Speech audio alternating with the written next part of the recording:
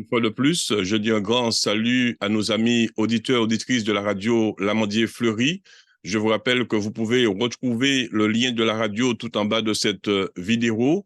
Je salue aussi nos amis internautes. Et c'est toujours pour moi un véritable plaisir de vous retrouver afin que nous puissions méditer ensemble sur une thématique que je considère comme importante. Et aujourd'hui, je voudrais que nous puissions parler du réveil spirituel et surtout les conditions qui sont nécessaires pour, je dirais, bénéficier, pour voir ce réveil.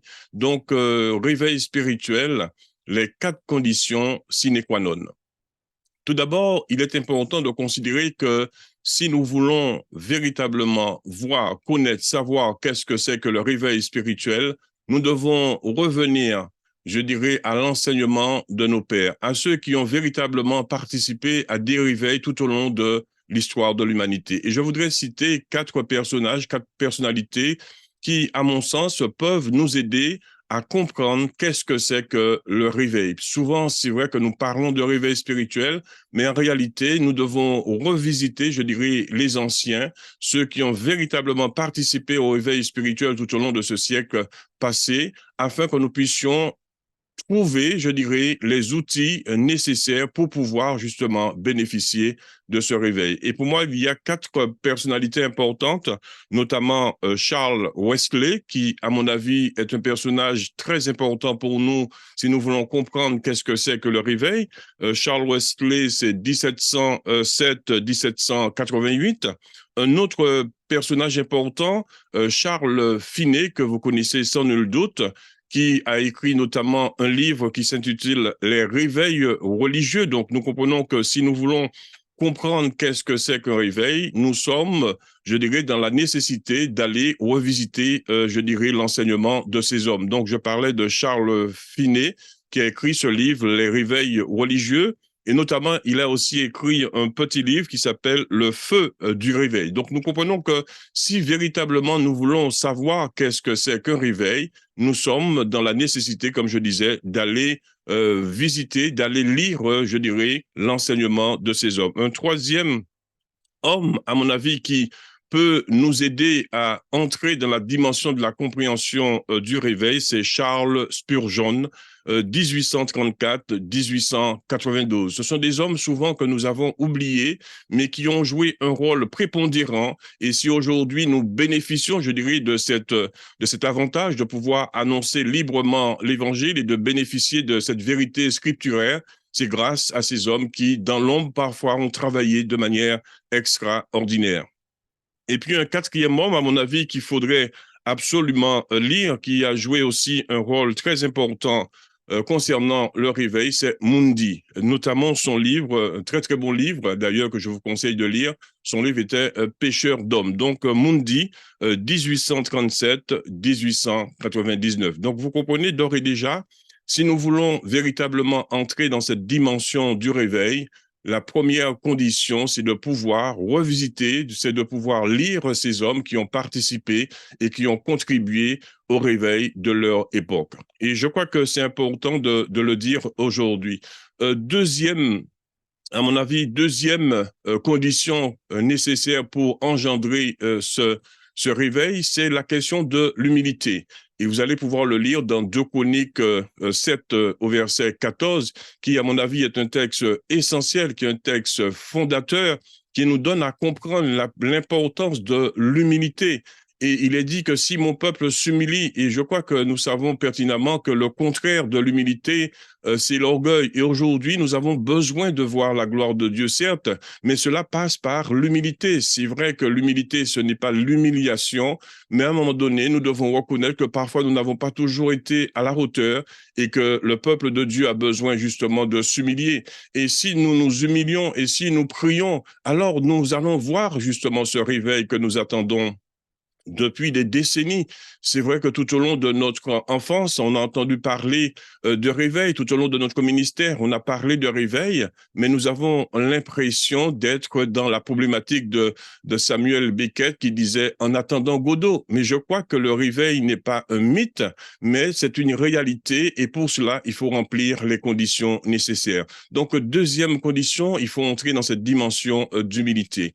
Et troisième condition, à mon avis, très importante, c'est le fait de redonner au Saint-Esprit sa place. Il est vrai que lorsque nous regardons, lorsque nous analysons l'Église, je dirais entre guillemets primitive, nous voyons que le Saint-Esprit ajoutait chaque jour des personnes qui se donnaient au Seigneur. Mais aujourd'hui, nous avons le sentiment que nous sommes obligés de forcer la main de certains. Donc, je crois qu'aujourd'hui, si nous voulons véritablement bénéficier, voir se réaliser ce réveil, nous devons redonner au Saint-Esprit sa place, une place prépondérante, parce que Jésus lui-même nous a dit, je vous enverrai le consolateur, je vous enverrai le Saint-Esprit qui va vous enseigner toutes choses. Donc, nous comprenons que l'Esprit Saint, c'est lui aussi qui est en capacité de nous révéler pleinement, je dirais, qui est véritablement Jésus. Donc, nous avons besoin d'entrer dans cette troisième condition, dans cette troisième dimension,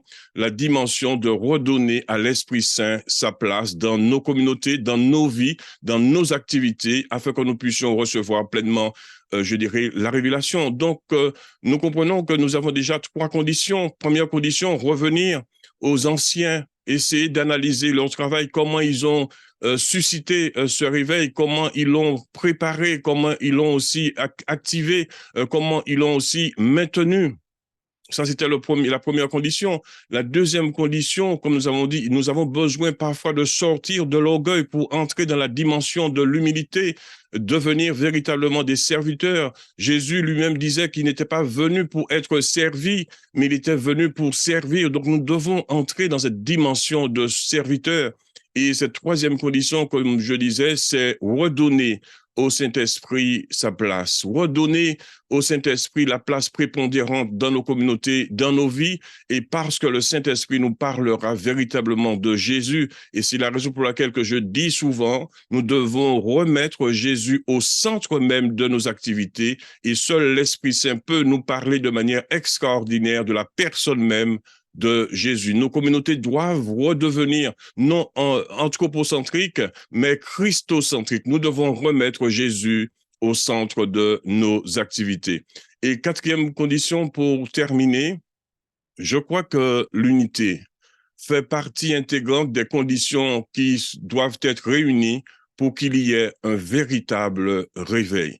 Je rappelle que l'unité, ce n'est pas l'uniformité. Nous ne sommes pas là pour nous conformer, pour être dans la même situation, dans la même communauté. Nous pouvons entrer dans une dimension de diversité. La diversité n'engendre pas forcément la division. La diversité peut engendrer la division seulement lorsqu'on n'entre pas dans la dimension de la complémentarité. Donc, comprenez que aujourd'hui aussi, aujourd'hui encore, nous devons travailler pour l'unité sur l'essentiel. Et nous devons définir qu'est-ce qui est essentiel. Et je crois que le Christ nous dit exactement ce qui est essentiel. Et l'apôtre Paul nous rappelle qu'est-ce qui est essentiel dans 1 Corinthiens, le chapitre 13. Donc, comprenez aujourd'hui que nous devons retrouver cette unité. L'unité ne suppose pas qu'il n'y ait pas de diversité. La diversité peut intégrer je dirais, l'unité lorsque cette diversité prend en considération la question de la complémentarité. Donc, que Dieu puisse nous aider véritablement à mettre en place, je dirais, une stratégie gagnante afin que nous puissions passer du mythe à la réalité. Parce que, comme de ceux qui aspirent, comme de ceux qui souhaitent véritablement voir un réveil spirituel. Et lorsqu'il y a un véritable réveil, alors nous considérons la gloire de Dieu et nous pourrons toucher le monde. Et le monde verra véritablement que notre Dieu n'est pas un mythe, mais une réalité. Que le Seigneur nous bénisse, qu'il nous fortifie et qui nous aide à entrer dans cette dimension de cette réalité objective. Et je suis convaincu plus que jamais que cela se fera si véritablement nous remplissons ces quatre conditions. Certainement, ces quatre conditions ne sont pas exhaustives, mais je crois que si nous arrivons à entrer déjà dans ces quatre dimensions, nous allons véritablement voir la gloire de Dieu, parce qu'on ne peut pas vivre sans remonter à la source. Et je considère que les hommes que j'ai nommés tout à l'heure comme Charles Finney, comme Charles Spurgeon, comme Charles Wesley, comme Moody, sont des personnalités qui peuvent nous aider à comprendre et à entrer dans la dimension de ce réveil. Parce qu'il est vrai que nous aspirons à voir la gloire de Dieu dans notre génération et pour notre génération. Que la paix et la grâce de Dieu demeurent dans vos cœurs et je vous donne rendez-vous prochainement pour une autre vidéo. Merci à vous.